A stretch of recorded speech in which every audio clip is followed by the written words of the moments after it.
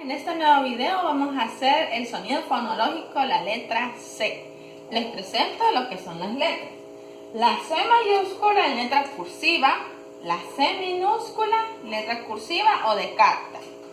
Ahora, la C mayúscula de letra de molde y la C minúscula, igual manera, de molde. Ahora, en la letra C tiene dos sonidos. Vamos a empezar con la K, K, Q, con las vocales A, O, U.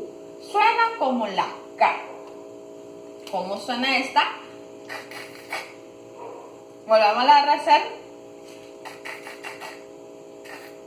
Muy bien. Yo sé que soy un poco raro, pero con la combinación de las vocales, inconscientemente nosotros hacemos el sonido cuando pronunciamos las palabras con estas sílabas.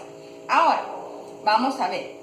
Repitamos cómo suenan con estas vocales. La C con la A, K. La C con la O, CO. La C con la U, Q. Muy bien. Ahora, vamos a pensar qué palabras pueden contener estas sílabas. La C con la A, camisa. Muy bien. Cama. Con la C y la O, coco, comida. Con la Q, cuna. Muy bien. Si a ustedes les ocurren más palabritas, me la pueden dejar en la cajita de los comentarios. En esta ocasión la tarjeta corresponde a casa.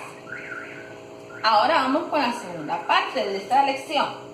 El segundo sonido que tiene es con las vocales C, sí, la vocal E y la vocal I. Por si ustedes se preguntaban qué pasó con la E y con la I, ¿se le olvidó? No, el sonido es muy diferente.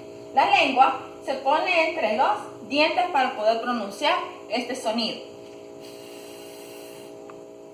Volvamos a hacer. Ahora combinémoslo con estas dos vocales. C, sí. Muy bien. Ahora, repitámosla. La C y la E, C. La C con la I, sí. Muy bien. ¿Qué palabras puedo encontrar con C? Cereza. Muy bien. La C con la I, ciruela. Ciruela. Muy bien. Ahora, en esta ocasión, nuestra tarjeta contiene una cereza. Esto ha sido todo para lo que es el video de este día. Si a usted le ha gustado este video, le puede dar like a nuestra paginita.